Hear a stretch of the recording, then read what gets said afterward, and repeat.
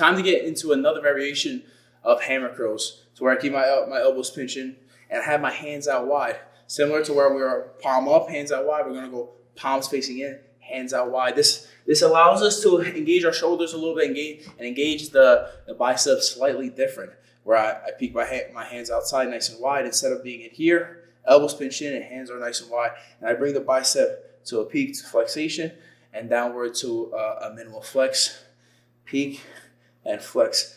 As I wrap this out, I focus on keeping my elbows in and my posture straight. A lot of this stuff is very similar and very simple to comprehend, but people don't always understand the necessities of changing the angles.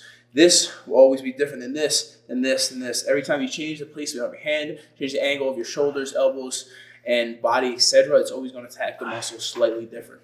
So as Jay finishes up with the first initial reps, he drops down and allows himself to keep going, keep pushing through the pain, completing the 15 to 20 reps.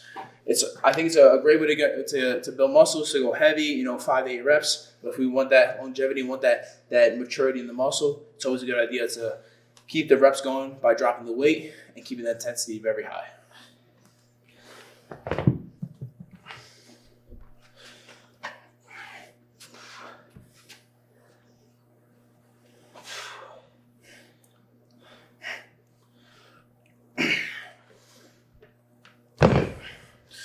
The warm-ups earlier were very important in aiding in the development of our biceps, because as you see, it's a lot of rotational purpose that the shoulders have in these movements, where we go from inside to outside. Our shoulders are rotator cuffs, our labrums, and etc. are entirely engaged in these movements. That's why the warm-ups are so important in aiding the growth of our biceps.